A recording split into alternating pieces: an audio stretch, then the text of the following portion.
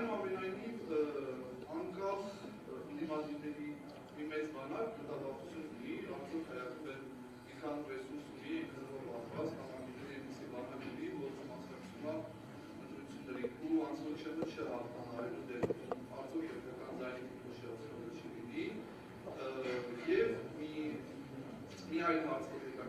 Եկեք ձեր հարցին պատասխանեմ նոր էլի, մի հարցին պատասխանեմ նոր Եվ հարցը վերաձևակերպեք, որովհետև ավելի շուտ կամ ես ըստ էության հարցը նրա մասին է, արդյոք հայկվեն այս ընտրություններին մասնակցելուց չի փոշիացնի ընտրողների ձայները։ Անկեղծ ձեզ ասեմ, մենք եւս այն դիրքորոշում ունենք, որ որևէ կերպ չի կարելի թույլ տալ, որպեսզի 2021 թվականին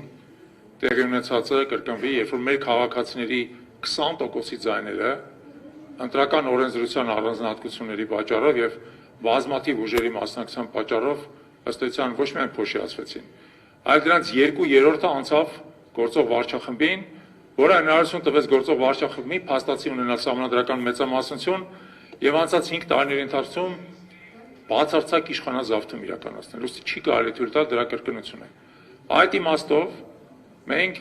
իրատեսական գնահատելով այն իրողությունները, որում մենք մտնում ենք քաղաքական դաշտ, կարծում ենք, որ մենք մեր ուժերը պետք է համադրենք մեր գաղափարակից այլ կառույցների, կազմակերպությունների հետ եւ այո միասնական ճակատով հանդես գանք, որպեսզի այլևս թույլ չտանք ընտրողների ձայների փոշիացում եւ որպեսզի կարողանանք պարտության մատնենք այս վարչախմբը։ Ի վերջո, ինչպես ես նշեցի իմ ներածական ելույթում, այս ամենի մեջ մտնելու մեր նպատակը դրանն է, որպեսզի մենք կարողանանք իրական իշխանափոխություն իրականացնենք, իսկ իշխանափոխությունը ոչ միայն այս